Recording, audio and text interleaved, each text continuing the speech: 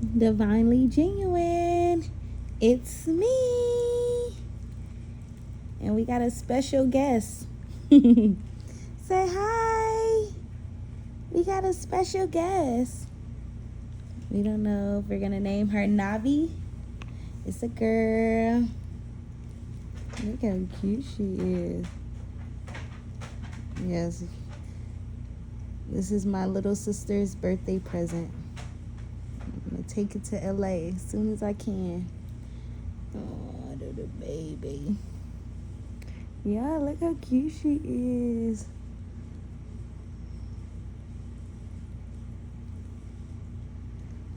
Yes, I have fell in love with the kitten. I almost did it. I might do it because her brother's still stuck in my damn car.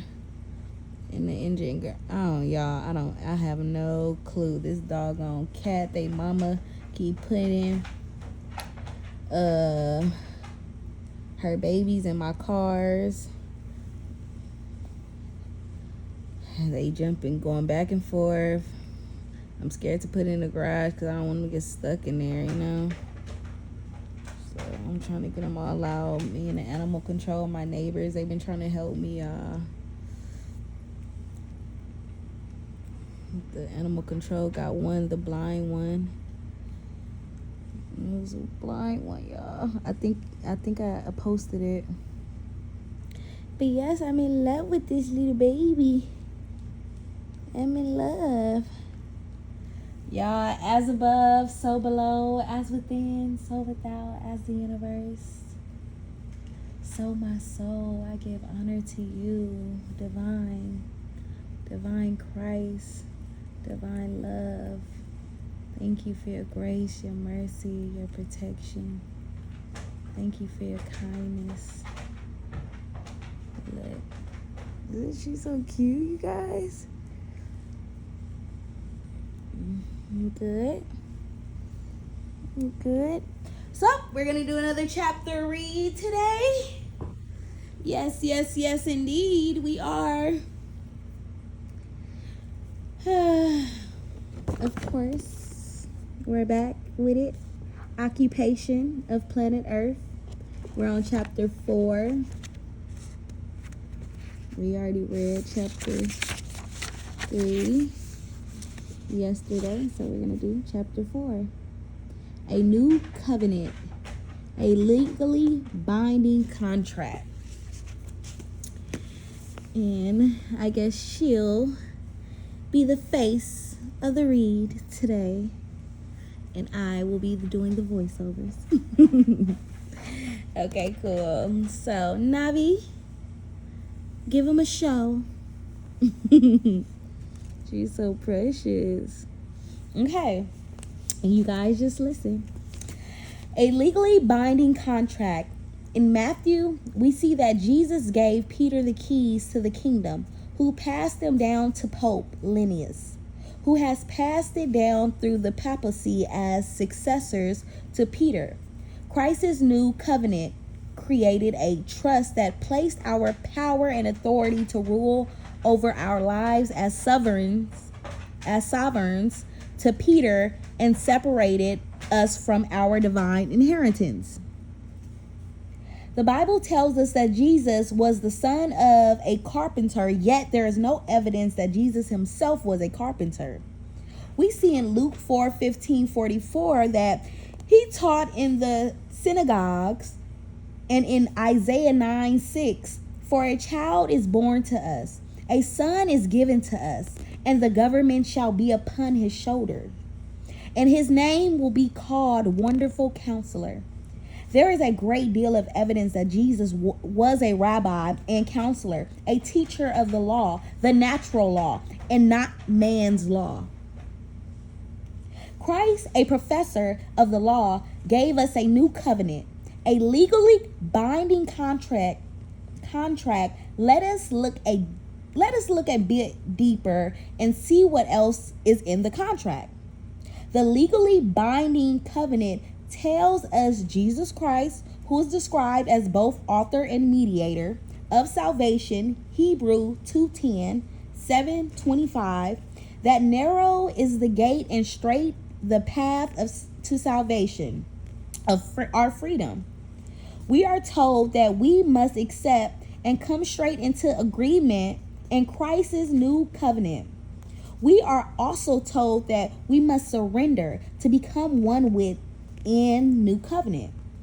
We are also told that we must surrender to become one with, in unity with, the merge with God in the experiential way.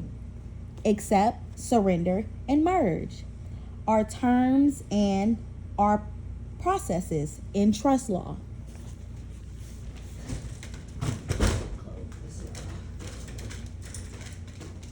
Okay. So next it says in Matthew 5:25, Jesus tells us to agree, accept the charges with the adversary quickly who is taking you to court, lest he hand you over to the judge, and the judge will hand you over to the officer who may throw you into prison. By accepting the charges, we avoid a controversy which are settled in a court of law. Okay, get that. We are commanded to present ourselves as a living sacrifice. Sacrifice is the act of offering to a deity something precious, some material thing to be killed. We will learn that in accordance to the Papal Bull Unam Sanctum, that there is no salvation outside the church, that we must be born again. Does Jesus intend for us to offer ourselves to the church, his earthly mediator, to be killed? No.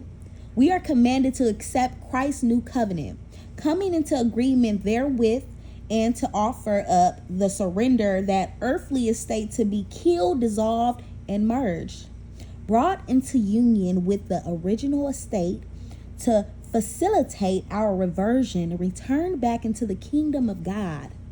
We are thus born again.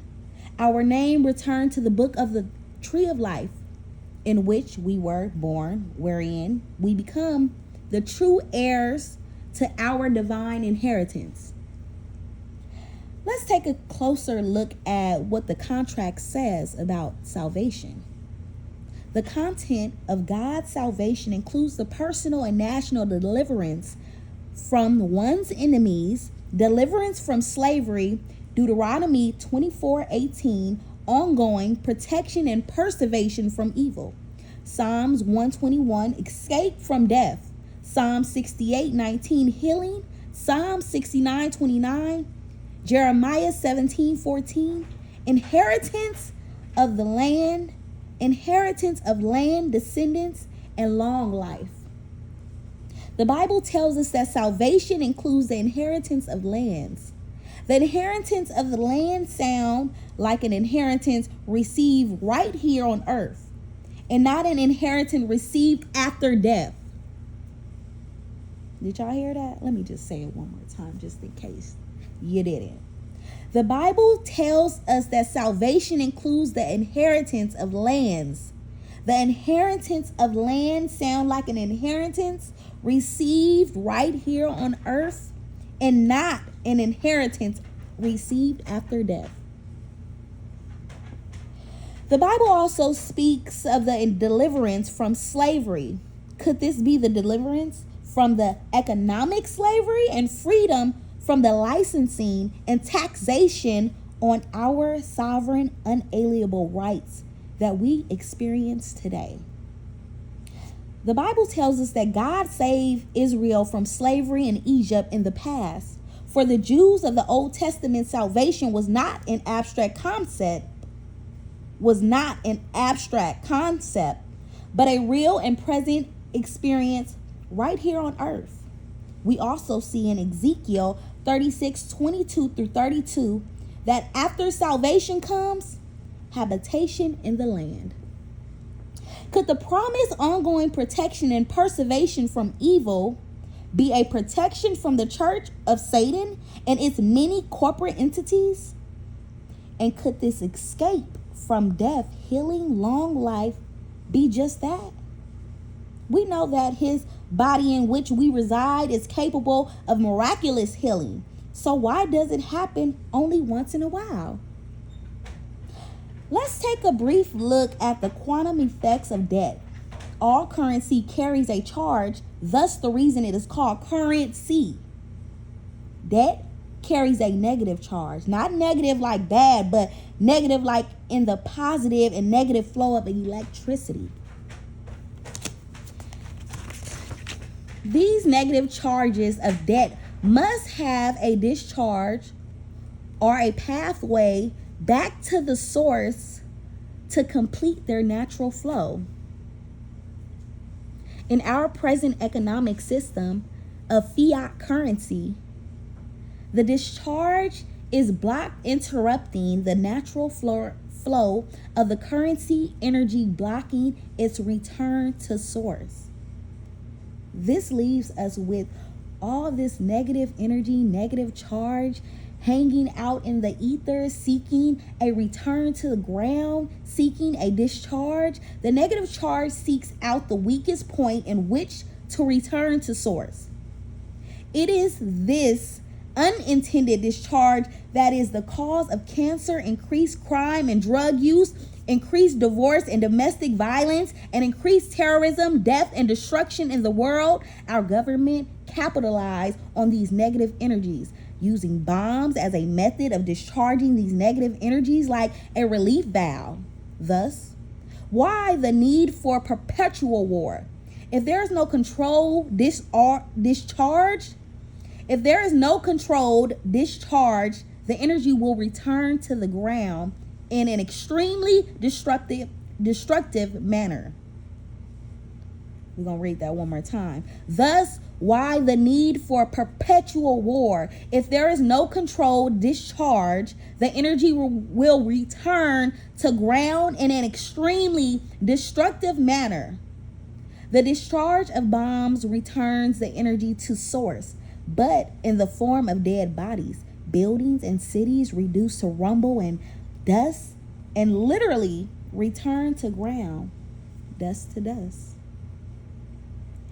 Add to the toxic nature of our drinking water, intentionally polluted with fluoride and chlorine, toxic vaccines, big pharma drugs, 5G Wi-Fi from our smart devices, smart meters, radiation, and chemtrails, and the body has little chance of doing what it does naturally.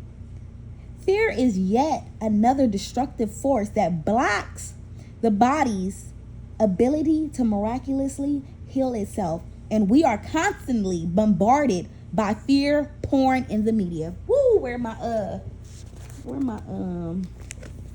highlighter? Let me see, cause that's, man, I said I was gonna have my highlighter come here. Woo! Oh, that was good. That was good. Okay. Let me see where I'm at. I really wanted to highlight, but I don't know where it's at, y'all. Okay. We got three more paragraphs. It says, the body constantly replacing its cells throughout its life.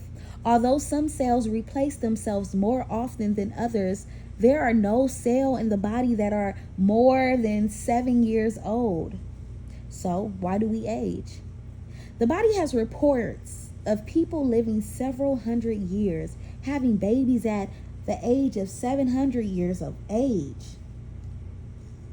This leads me to believe that God's promised salvation, freedom, and includes all of the things promised in the Bible, including escape from death, Psalm 68:19, healing, Psalm 69:29, Jeremiah 17:14, inheritance of land, descendants of long life, right here on earth. If we just discharge the national and global debt in the bombardment of toxic energies. I agree. Great. You say while you roll your eyes, that will never happen. We will provide the evidence that the funds already exist to discharge the national debt, both national and private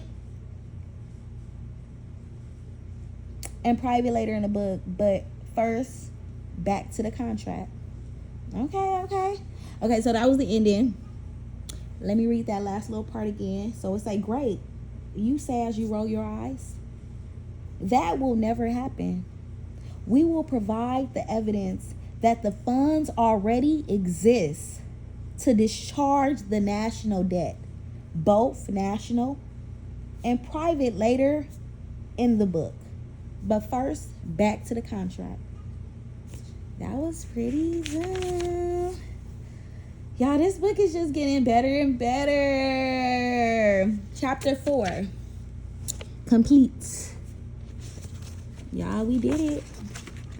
We did it. Money mantra. Royal me, royal me, royal me. Everything wants to royal me. I see the 11s and lucky like 7s receiving my blessings enjoyably. I'm open to it and I'm ready. My mind and my energy steady. Receiving the flood of the blessings that come in like water. The flow is so heavy.